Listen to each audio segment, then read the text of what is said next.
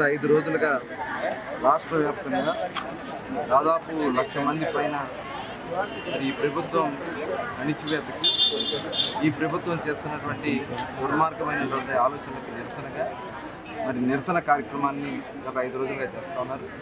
దానికి సంపూర్ణ మద్దతు తెలుగుదేశం పార్టీ తరఫున మరి నారా చంద్రబాబు నాయుడు గారు తెలియజేయడం జరిగింది. రాష్ట్ర వ్యాప్తంగా జరుగుతున్నటువంటి ఈ ఆందోళన కార్యక్రమంలో మేమందరం కూడా వాళ్ళకి సంఘీభావం తెలియజేయడం, తద్వారా మరి వాళ్ళకి ఒక ఆత్మస్థైర్యాన్ని కలిగించడం జరుగుతాం.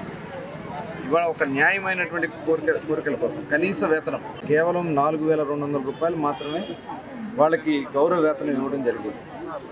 దాన్ని 6,300 పెంచి దాదాపు 10,500 ఆనాటి ముఖ్యమంత్రిగా ఉన్నటువంటి నారా చంద్రబాబు నాయుడు గారు చేయడం జరిగింది. ఆ రోజు ఉన్నటువంటి బడ్జెట్ ప్రకారం మరి అంత పెద్ద ఎత్తున ఇవ్వడం అనేది మరి ఆ రోజున సాహసోపేతమైనటువంటి. తర్వాత మరి ఈనాటి ముఖ్యమంత్రి జగన్మోహన్ రెడ్డి ఆనాటి ప్రతిపక్ష నాయకుడిగా అంగన్వాడీ కేంద్రాలను కూడా ఇంకా పెంచాలి, అంగన్వాడీ కేంద్రాలకు ఉన్నటువంటి మరి వర్కర్స్కి కానీ హెల్పర్స్కి కానీ జీతాలు పెంచాలని చెప్పినటువంటి ముఖ్యమంత్రి కేవలం 1,000 రూపాయలు పెంచి కంటిన్యూ తుడుపు చర్యగా చేయడం తప్ప ఎక్కడ కూడా వాళ్ళకి న్యాయం జరిగినటువంటి పరిస్థితి లేదు. ఇవాళ పెరిగినటువంటి అద్దులు కానీ పెరిగినటువంటి ఖర్చులు కానీ నిత్యావసర ధరలు కానీ ఇవన్నీ కూడా పెరిగిపోయినా కనీసం వాళ్ళకి పెంచకుండా మరి ఈరోజు వాడు న్యాయంగా 26,000 ఇస్తే కనీస వేతనం ఇవ్వాలని చెప్పి వాళ్ళు డిమాండ్ చేస్తున్నారు. అదేవిధంగా రిటైర్మెంట్ అయిన తర్వాత వాళ్ళకి 5 లక్షల రూపాయలు అదే రిటైర్మెంట్ బెనిఫిట్ కూడా మరి 50% శాలరీ ఇవ్వాలని చెప్పి వాళ్ళు డిమాండ్ చేస్తారు. ఇలా చాలా వాళ్ళు చేసినటువంటి న్యాయమైనటువంటి పనికి వాళ్ళు అడుగుతూ ఉంటే కనీసం ప్రభుత్వం నుంచి స్పందన లేదు, ముఖ్యమంత్రి పట్టించుకోరు. ఆనాడు ఎమ్మెల్యేలు మంత్రులు వాళ్ళు ఉన్నటువంటి మంత్రులు వీళ్ళు చేసినటువంటి మరి నిరసన కార్యక్రమాలు ఆ రోజున మద్దతు తెలిపి అవన్నీ చేయకపోతే మళ్ళీ మేము ముందుకు రామని చెప్పినటువంటి వ్యక్తులు కనీసం ఇవాళ వచ్చి సంఘీభావం తెలియజేసే పని, వాళ్ళ మీద లాఠీ చార్జ్ దాడులు, వాళ్ళ మీద మరి రకరకాలుగా ఇబ్బందులు పెట్టే కార్యక్రమాలు చేస్తాం. కానీ ఈనాడు ఒకటే హామీ ఇస్తా ఉన్నాం, తెలుగుదేశం పార్టీ మరి రాబోయే కాలంలో ప్రభుత్వాన్ని ఏర్పాటు చేస్తాం. వాళ్ళు న్యాయమైనటువంటి కోరికలు వాళ్ళతో చర్చించి వాటికి ఖచ్చితంగా పరిష్కారం చేయడమే కాకుండా వాళ్ళకి అండగా ఉంటామని కూడా ఈ సందర్భంగా తెలియజేస్తాం. శాసనసభ్యుడు మాజీ మంత్రి పేర్ని నాని గారు నేను మొన్న అడిగిన దానికి తుఫాన్ వచ్చినటువంటి ప్రాంతాల్లో కనీసం ప్రజలు ఎన్నుకున్నారని చెప్తున్నటువంటి పేర్ని నాని గారు వాళ్ళకి మద్దతు వాళ్ళకి సపోర్ట్ చేయడానికి కానీ కనీసం వెళ్ళి సందర్శించలేదని చెప్తే మరి ఒక బాధ్యత కలిగినటువంటి ఒక ప్రజాప్రతినిధిగా వాళ్ళకి ఒక ధైర్యాన్ని కల్పించడమే కాకుండా వారికి ప్రభుత్వం నుంచి సహాయ కార్యక్రమాలు చేయడానికి బాధ్యత తీసుకోవాలి. దాని గురించి నేను అడిగితే వాళ్ళ అబ్బాయి గురించి మాట్లాడతారు. ఆయన వాళ్ళ అబ్బాయి అంటే కోవిడ్ వచ్చినప్పుడు కరోనా సమయంలో పెద్ద ఎత్తున సేవా కార్యక్రమాలు చేశారు. నేను అడుగుతుంది ఈనాటి సంగతి. కోవిడ్ గురించి మాట్లాడతారు, నెక్స్ట్ మాట్లాడతారు.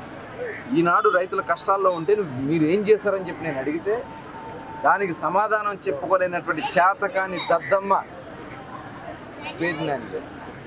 దద్దమ్మ, చేతకాని దద్దమ్మ. ఇవాళ మీ ముఖ్యమంత్రిని మీరు ఒప్పించలేరా?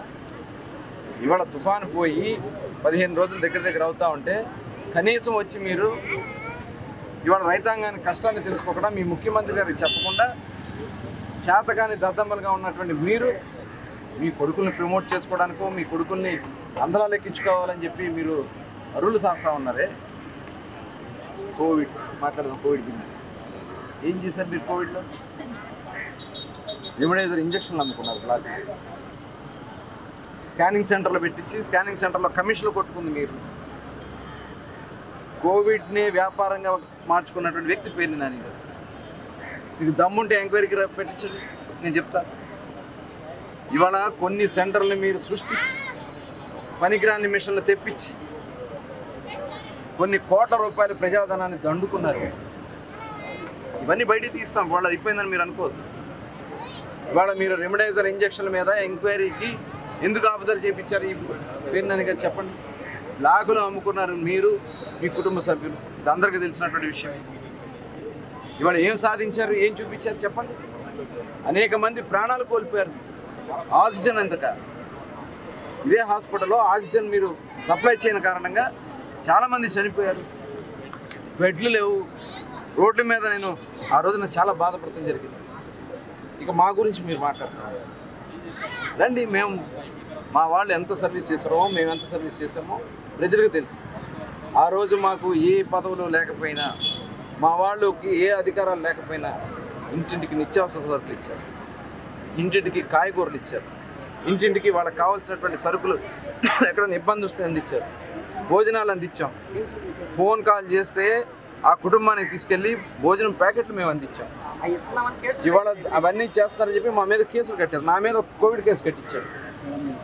ఆ రోజున మరి కోవిడ్లో చనిపోతే వాళ్ళందరినీ తీసుకెళ్ళి క్వారంటైన్ సెంటర్లో పెడితే ఆ డెడ్ బాడీని మేము తీసుకొచ్చి ఖననం చేయాలని ప్రయత్నం చేస్తామంటే నన్ను ఆ కోవిడ్ కేసు పెట్టించాడు వీరినాని.